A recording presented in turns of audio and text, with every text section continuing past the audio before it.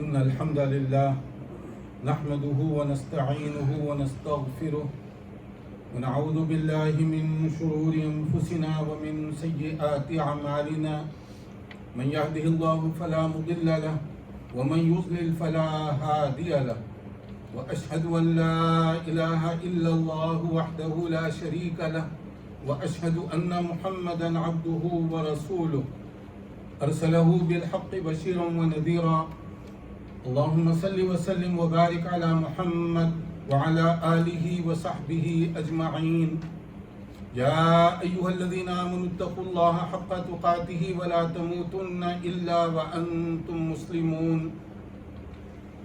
يا أيها الناس اتقوا ربكم الذي خلقكم من نفس واحدة وخلق منها زوجها وبث منهما رجالا كثيرا ونساء واتقوا الله الذي تساءلون به والأرحام إن الله كان عليكم رقيبا يا أيها الذين آمنوا اتقوا الله وقولوا قولا سديدا يصلح لكم أعمالكم ويغفر لكم ذنوبكم ومن يطع الله ورسوله فقد فاز فوزا عظيما أما بعد فإن خير الحديث كتاب الله وخير الهدي هدي محمد صلى الله عليه وسلم وشر الأمور محدثاتها وكل محدثة بدعة وكل بدعة ضلالة وكل ضلالة في النار. حضرات، رمضان میں جہاں بہت سارے اچھے اعمال ہم نے کیے، ان میں سے ایک نماز کا خاص طور پر لوگ اہتمام کرتے رہے. فرض، نوافل، قیام اللیل، رمضان کے اندر بہت سارے لوگ اس میں بڑی توجہ دیتے رہے. الحمدللہ، یہ بہت ہی اچھی بات ہے، اس لیے کہ نماز رکن اسلام ہے. نماز ہر مسلمان پر فرض ہے، دن میں 5 مرتبہ، تو اس پر توجہ دینے کی ضرورت ہے. لیکن کیا رمضان کے بعد یہ سلسلہ جو نمازوں کی پابندی کا تھا وہ ختم ہو جانا چاہیے یا اب بریک لگ جانا چاہیے اس پر؟ ایسے نہیں ہے.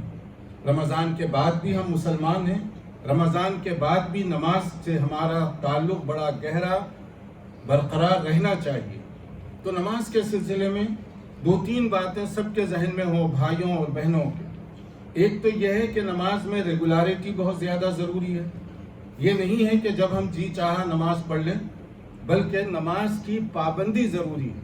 وقت پر نماز کی ادائیگی یہ بہت زیادہ ضروری ہے. دوسری بات، نماز جیسے چاہے پڑھ لیں، یا سستی کے ساتھ یا غفلت اور بے توجہی کے ساتھ، یہ قابل قبول نہیں ہے.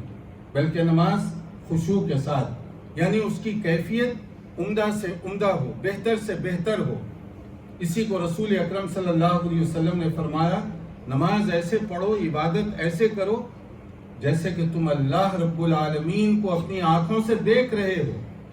اگرچہ کہ ہم نہیں دیکھتے، مگر اللہ تو دیکھ رہا ہے اور اللہ سن رہا ہے. ہم اللہ سے کچھ لینے کے لیے، کچھ فریاد کرنے کے لیے ٹھہرے ہوئے ہیں. تو کس اہتمام کے ساتھ ہمیں نماز کے لیے ٹھہرنا چاہیے، یہ ہر آدمی پر اس کو غور کرنے کی ضرورت ہے. اور اگر ہم یہ چاہتے ہیں کہ نماز کی کوالٹی اچھی ہو، تو پھر اس کا طریقہ بھی سیکھنا ضروری ہے کہ سنت کے مطابق ہم کیسے نماز پڑھیں. ہمارا قیام، ہمارا رکوع، ہمارا سجدہ یہ کیسے ہونا چاہیے. ایسا نہ ہو کہ نماز ہم اپنی مرضی سے پڑھنے لگ جائیں، یا نماز جیسے ہم سیکھتے آئے ہیں گاؤں گلی دیہات میں اسی طرح سے نماز پڑھتے رہیں، اس میں کوئی امپرومنٹ نہ ہو، اس میں کوئی تازگی اور اضافہ نہ ہو. بلکہ نماز کی کیفیت میں زیادہ سے زیادہ عمدگی لانے کی ضرورت ہے. پھر اسی طرح فرض نمازوں کے ساتھ ساتھ نوافل کا، چاہے آپ مسجد میں پڑھیں یا گھر میں پڑھیں، لیکن نوافل کا خاص طور پر ہمیں اہتمام کرتے رہنا چاہیے. اور نماز سے پہلے ایک بڑا جو اہم اور بنیادی مسئلہ ہے وہ طہارت کا ہے، وہ وضو کا ہے. طہارت کیا ہے؟ طہارت، اس کی اہمیت اتنی زیادہ ہے کہ قرآن کریم کی جو صورتیں بہت شروع میں نازل ہوئی، اقرا بسم ربک الذی کی آیات کے بعد وہ سورہ مدثر، سورہ مزمل، سورہ مدثر کے اندر طہارت کا حکم دیا گیا، وَثِيَابَكَ فَطَهِّرْ، کہ رسول اکرم صلی اللہ علیہ وسلم سے کہا جا رہا ہے کہ آپ اپنے لباس کو، اپنے کپڑوں کو صاف ستھرا رکھیے۔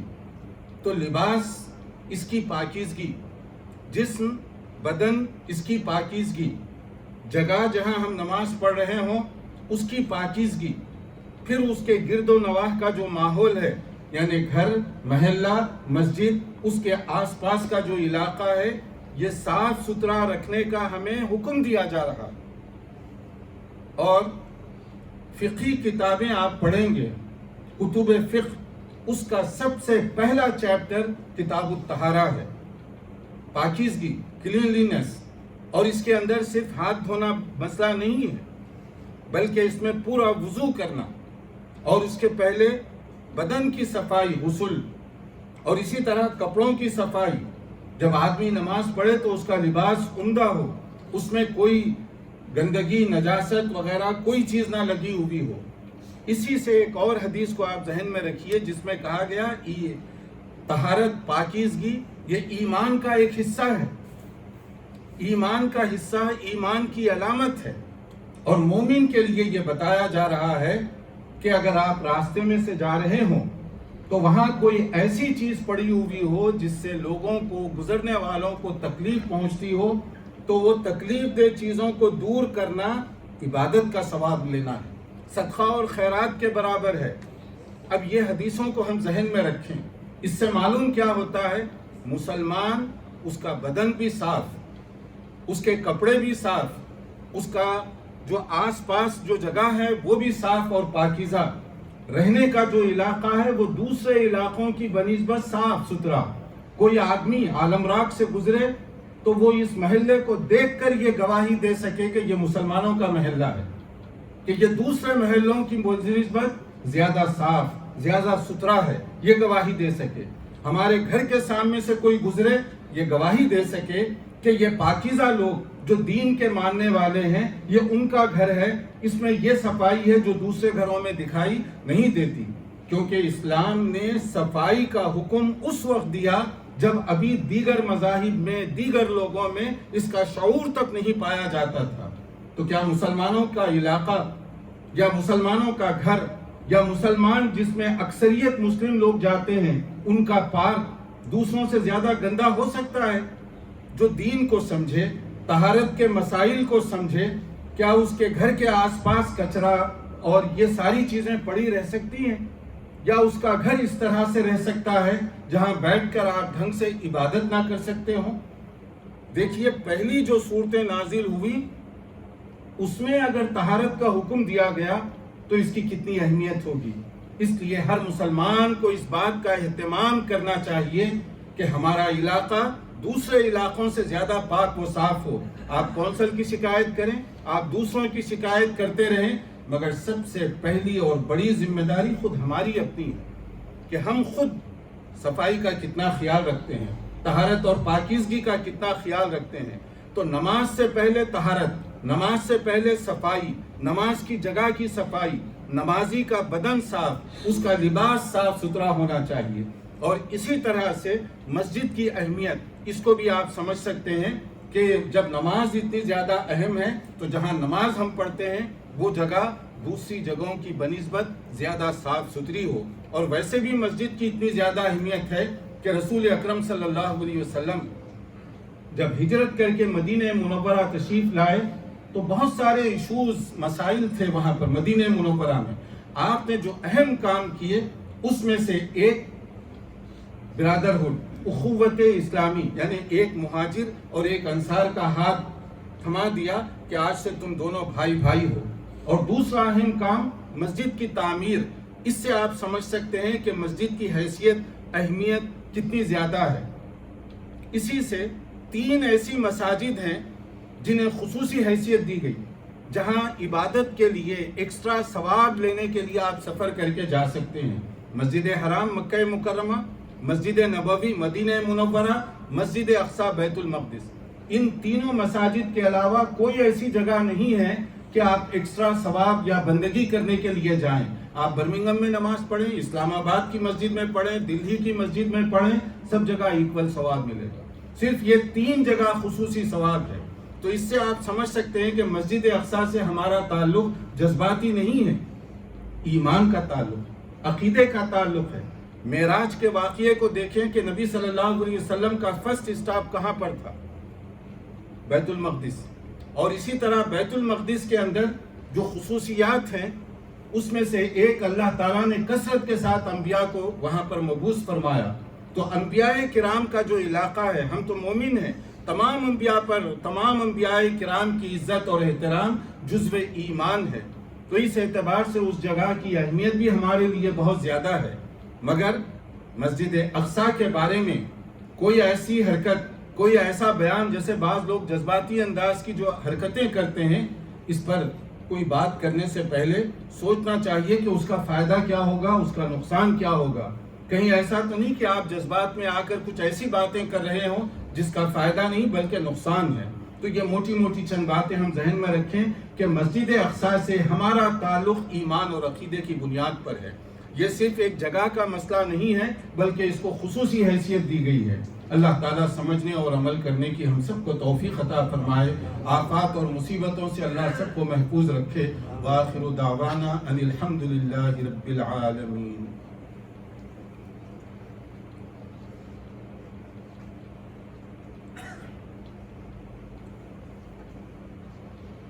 الحمد للہ رب العالمین وصلی اللہ وسلم علی نبینا محمد وعلی آلہ وصحبہ اجمعین ومن تبعہ بإحسان الى یوم الدین. اما بعد. Dear brothers and sisters, Alhamdulillah, we are Muslim. We are true believer, inshallah. Because claim everybody can say something, but we have to be serious in our Islam. And during the month of Ramadan, we used to do many righteous good deeds, amal salihah. But after Ramadan, shall we carry on? We don't stop, because we are believer in the month of Ramadan as well as in the month of Shawwal and Zulqa'dah, in masjid or outside of the masjid. So whatever righteous good deeds, amal salihah, we used to do during the month of Ramadan, we have to carry on this after Ramadan as well. One of them is Salat. Salat is pillar of Islam, obligatory upon every believer. Male and female 5 times daily we have to pray. So regularity in Salat is essential. Not whenever you like, but we have to pray 5 times daily, without any laziness, because this is sign of hypocrisy and hypocrite. If we are lazy in Salat, Allah subhanahu wa ta'ala does not like this. And second thing, sincerity in Salat, khushu. How we are going to pray. Quality of Salat is very, very important. We have to think for a while what we are going to do, to whom we are going to ask, how we can ask to Allah subhanahu wa ta'ala. This is the meaning of niyyah of Salat, intention. We don't have to pronounce or say something, but we have to think how we are going to please Allah subhanahu wa ta'ala. And before Salat, tahara, wudu. If you read any fiqh book, the first chapter of fiqh book is Kitabut Tahara, cleanliness, wudu. So tahara, this is part of our iman, part act of ibadah. As a true believer, we have to maintain this tahara. How? Our body should be clean. If there is need for ghusl, having bath, so we have to do this before praying. And then wudu is essential for everybody before salat, as well as taharatul badan and taharatul libas. Our clothes should be clean. And like Surah Al-Muddathir, which revealed in early stage in Makkah Mukarramah upon Prophet sallallahu alaihi wasallam. In this surah, Allah subhanahu wa ta'ala saying to Prophet alayhi salatu wasalam that you have to keep clean yourself, your clothes, your place. So there is a message for all believers that we have to observe these things. As a Muslim, this is like a sign of our iman, that our clothes, our body, our place and our area should be more cleaner than any other person, any other area. Because this is part of our iman. This will be like an ID for a true believer. My house, my clothes and my area should be clean more than any other area. This is part of our iman. And also many brothers, they are asking about the link between Masjid Aqsa and all other Muslims. Although each and every mosque has significant role in Islam, but there are three sacred masajid: Masjid Haram in Makkah Mukarramah, Masjid Nabawi in Medina Munawwara, and Masjid Aqsa in Baitul Maqdis. Although we can pray at home if there is a need, but we lose out if we pray at home our central platform in our practical life. That is the reason when Prophet ﷺ migrated from Makkah to Medina, he had to address many issues, many challenges, many problems there in Medina Munawwara. But Prophet ﷺ focused on two things especially. Firstly, the Islamic brotherhood between the migrants of Makkah Mukarramah and local people of Medina Munawwara Ansar. And secondly, the construction of Masjid Nabawi. So we can understand the importance of Islamic brotherhood and the significant role of the masajid. And Masjid Aqsa, as our Prophet ﷺ, when he went to the heaven, Mi'raj, this was like a first stop to Prophet ﷺ. And many messengers came around the area of Baitul Maqdis. We as a Muslim, we believe all messengers and we respect all of them. Therefore, we can understand the importance of the area of Masjid Aqsa and Baitul Maqdis, as well as according to authentic hadith, if any person praying in Masjid Aqsa, he will get reward of 250 salat other than these three Masjid Haram, Masjid Nabawi, and third one Masjid Aqsa. So a special reward. And also Nabi Sallallahu Alaihi Wasallam said that you can travel purposely to get extra reward. These only three places: Masjid Haram, Masjid Nabawi and Masjid Aqsa. Otherwise, all other masajid, we will get same reward. If we are praying in Birmingham or Islamabad or Delhi or wherever you like, we will get same reward for that. But these three masajid has a special role for this. So this is not matter of emotional attachment or piece of land. Rather, this is matter of our iman, our aqidah. But before saying anything, before doing anything, because many brothers, they are talking without sometime understanding, or rather, this will counterproduct. So we have to be careful as a true believer. We have to use hikmah before saying anything. And last point, dua, which is essential, especially these days. May Allah subhanahu wa ta'ala give us tawfiq and ability for understanding teaching of Quran and Sunnah of Nabi sallallahu alaihi wasallam and following the best. May Allah subhanahu wa ta'ala remove this pandemic from us all.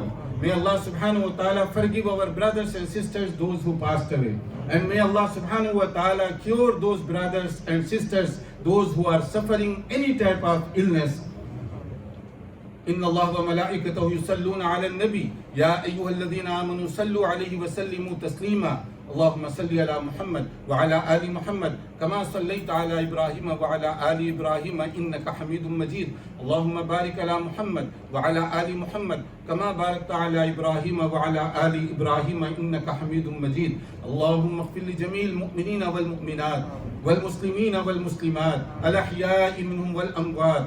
اللهم أعز الإسلام والمسلمين، اللهم انصر الإسلام والمسلمين، اللهم احقن دماءهم وأموالهم وأعراضهم. ربنا ظلمنا أنفسنا وإن لم تغفر لنا وترحمنا لنكونن من الخاسرين. ربنا لا تزغ قلوبنا بعد إذ هديتنا وهب لنا من لدنك رحمة إنك أنت الوهاب. ربنا آتنا في الدنيا حسنة وفي الآخرة حسنة وقنا عذاب النار. سبحان ربك رب العزة عما يصفون وسلام على المرسلين والحمد لله رب العالمين.